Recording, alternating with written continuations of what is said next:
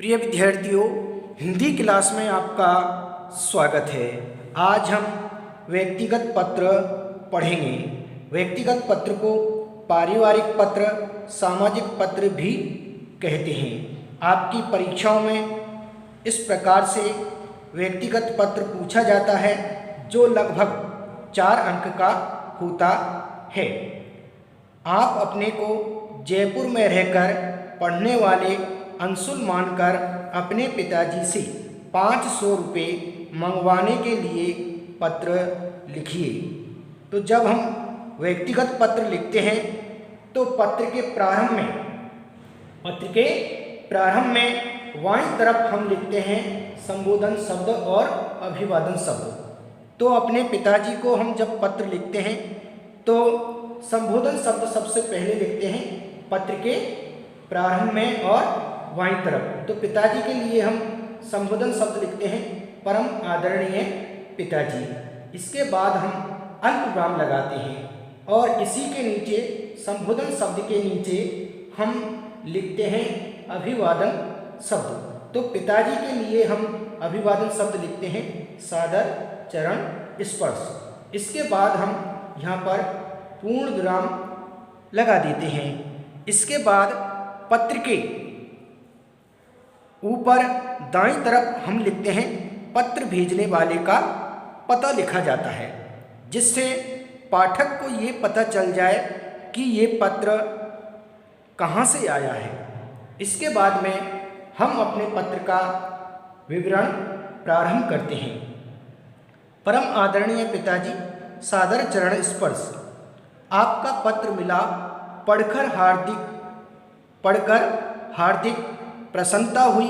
मेरी पढ़ाई यहाँ ठीक प्रकार से चल रही है।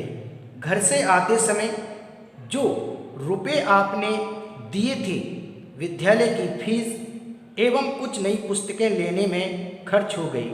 कमरे का मासिक किराया देने की तिथि भी नज़दीक आ गई है।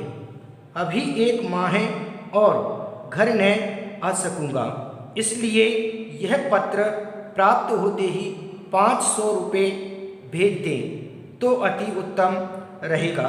मैं यहाँ आपकी इच्छा के अनुसार ही स्वास्थ्य के प्रति भी ध्यान दे रहा हूँ। पूजनीय माताजी को मेरा चरण स्पर्श। छोटू को प्यार। इसके बाद में हम यहाँ पर पूर्ण विराम लगा देते हैं और पत्र के अंत में जब हमारा पत्र पूरा हो जाता है उसके अंत में पत्र के नीचे हम लिखते हैं आपका आज्ञापालक पुत्र अंशुल। यहाँ ये पत्र के अंत में और ये दाईं तरफ लिखा जाता है आपका आज्ञापालक पुत्र अंशुल या आपका आज्ञाकारी पुत्र अंशुल भी हम लिख सकते हैं। तो इस तरीके से व्यक्तिगत पत्र लिखा जाता है।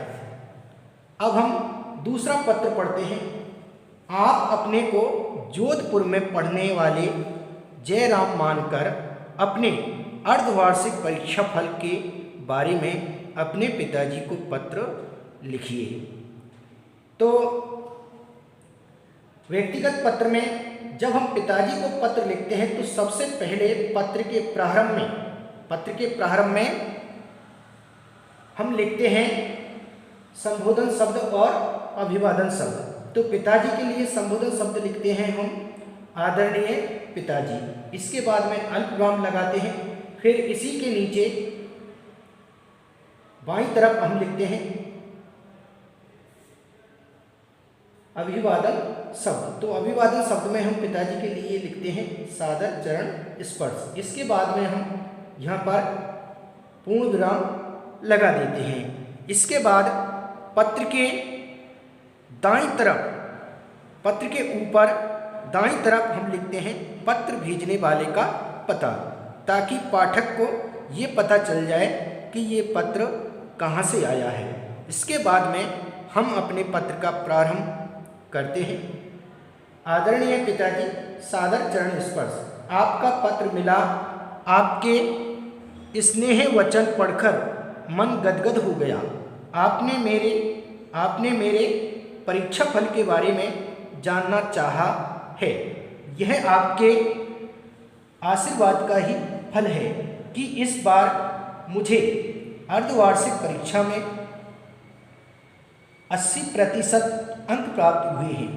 अंग्रेजी, हिंदी एवं गणित में 85 अंक मिले हैं। आपका ऐसा ही आशीर्वाद रहा तो वार्षिक परीक्षा में प्रवेश की मेरिट में स्थान लाऊंगा। मैं पूर्ण मेहनत कर रहा हूँ। खाने का भी विशेष ध्यान रख रहा हूँ। समय मिलने पर खेलता भी हूँ। पूजनीय माता जी को सादर प्रणाम। इसके बाद में हम यहाँ पर पूर्ण विराम लगा देते हैं।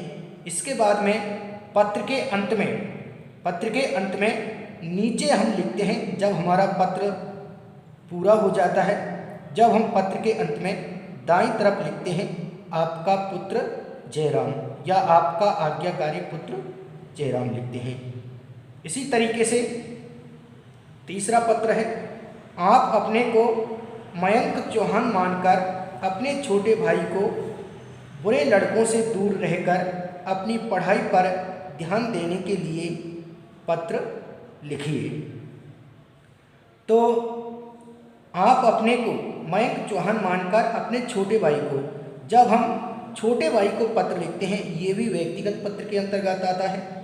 जब हम अपने छोटे भाई को पत्र लिखते हैं तो हम संबोधन शब्द लिखते हैं। सबसे पहले व्यक्तिगत पत्र में हमें ये ध्यान रखना है कि सबसे पहले संबोधन पत्र के प्रारंभ में सबसे पहले संबोधन शब्द लिखा जाता है और उसी के बाद या उसके बाद संबोधन शब्द के बाद अभिवादन शब्द लिखा जाता है और ये पत्र के बाईं तरफ लिखा जाता है। तो हम छोटे भाई को पत्र लिखते हैं तो संबोधन शब्द में हम लिखते हैं परम प्रिय विनीत। इसके बाद में अल्प विराम लगाते हैं। इसके बाद में हम इसी के नीचे ये संबोधन शब्द है परम प्रिय विनीत, अल्प विराम लगा दिया। इसके बाद हम अभिवादन शब्द लिखेंगे। ये तो है संबोधन शब्द और ये है अभिवादन शब्द। तो संबोधन शब्द के नीचे बाईं तरफ हम लिखते हैं अभिवादन शब्द। तो अभिवादन शब्द में हम छोटे भाई के लिए लिखते हैं स्नेह युक्त आशीर्वाद। इसके बाद में पूर्ण विराम लगा देते हैं।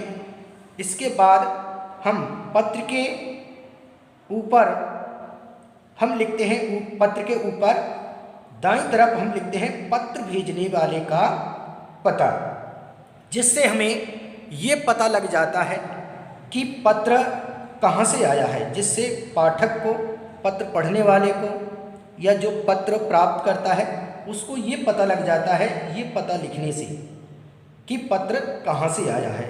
इसके बाद में हम अपने पत्र का प्रारंभ करते हैं।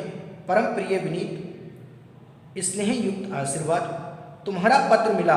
मैं पढ़ाई में व्यस्त था इसलिए समय पर उत्तर नहीं लिख पाया था। इसका मुझे दुख है।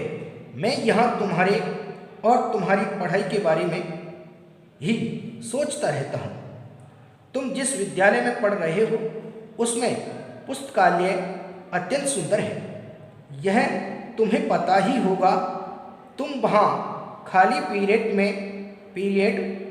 पीरियड में अवश्य ही कुछ न कुछ पढ़ा करो। विद्यालय के बुरे छात्रों से कोई मतलब मत रखना। मेरी पुरानी किताबों के बारे में पिताजी को पता है, उनसे निकलवा लेना। मेरी पुरानी किताबों के बारे में पिताजी को पता है, उनसे निकलवा लेना। मैं जब आऊँगा तो तुम्हारे लिए कुछ अच्छी पुस्तकें लेता आऊँगा। इसके बाद में जब हमारा पत्र पूरा हो जाता है तो पत्र के नीचे या पत्र के अंत में दाईं तरफ हम लिखते हैं तुम्हारा बड़ा भाई मयंक चौहान। इसी तरीके से चौथा पत्र है, आप वस्सी जयपुर निवासी उदय भानु हैं। अपने बड़े भाई की शादी में आने के लिए अपने मित्र को पत्र लिखिए। तो ये शादी के लिए पत्र लिखा है। तो ये भी क्या है, व्यक्तिगत पत्र है। तो व्यक्तिगत पत्र में सबसे पहले पत्र के प्रारंभ में हम लिखते हैं संबोधन शब्द और उसके नीचे लिखते हैं अभिवादन शब्द। तो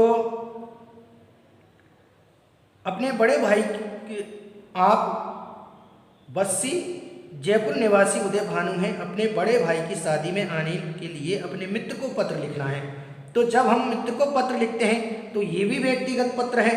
तो व्यक्तिगत पत्र में सबसे पहले पत्र के प्रारंभ में हम लिखते हैं संबोधन शब्द और अभिवादन शब्द। तो मित्र के लिए संबोधन शब्द में लिखते हैं प्रिय मित्र प्रमोद। इसके बाद अल्पविराम लगाते हैं, ये बाईं तरफ लिखा जाता है प्रिय मित्र प्रमोद। इसके बाद अल्पविराम लगाते हैं, फिर इसी के नीचे हम लिखते हैं अभिवादन शब्द। तो मित्र के लिए अभिवादन शब्द में हम लिखते हैं सप्रेम नमस्कार या सप्रेम नमस्ते। इसके बाद हम यहाँ पर पूर्ण विराम लगाते हैं। इसके बाद पत्र के ऊपर दाईं तरफ हम लिखते हैं पत्र भेजने वाले का पता, जिससे पत्र को पढ़ने वाले या पाठक को ये पता चल जाए कि ये पत्र कहाँ से आया है। तो पत्र के प्रारंभ में तो हम लिखते हैं संबोधन शब्द और अभिवादन शब्द। इसके बाद पत्र के ऊपर हम लिखते हैं पत्र भेजने वाले का पता। इसके बाद हम अपने पत्र का वर्णन प्रारंभ करते हैं। मैं यहाँ कुशलतापूर्वक हूँ और तुम्हारी कुशलता की प्रार्थना भगवान से करता रहता हूँ। तुम्हें यह जानकर प्रसन्नता होगी कि मेरे बड़े भाई का शुभ विवाह 17 जुलाई 2020, जो भी तारीख हो हम तारीख डाल देते हैं, को संपन्न होगा। बारात 17 जुलाई 2020 को प्रातः हमारे घर से कोटपुतली जाएगी। मैं तुम्हें इस शुभ अवसर पर निमंत्रण दे रहा हूँ। मुझे आशा है कि तुम विवाह समारोह में अवश्य ही सम्मिलित होंगे। तुम्हारे आगमन की प्रतीक्षा में। इसके बाद जब हमारा पत्र पूरा हो जाता है तो पत्र के अंत में नीचे हम लिखते हैं दाईं तरफ तुम्हारा मित्र उदय भानु। इस तरीके से, तो इस तरीके से हमने व्यक्तिगत पत्र का विस्तार पूर्वक विधिवत रूप से अध्ययन कर लिया है। आप भी इन पत्रों को पढ़ें, इन्हें याद करें और इन पत्रों को, ये 5 पत्र हैं जो हम पढ़ चुके हैं, इन सभी 5 पत्रों को आप अपनी उत्तर पुस्तिका में लिपिबद्ध करें और इन्हें याद करें, पढ़ें, ताकि आपकी परीक्षाओं में इनसे संबंधित प्रश्न पूछे जाते हैं तो आप बड़ी सरलता और सुगमता के साथ उनका उत्तर दे सकते हैं। आज के लिए इतना ही, शेष कल पढ़ेंगे। Thank you.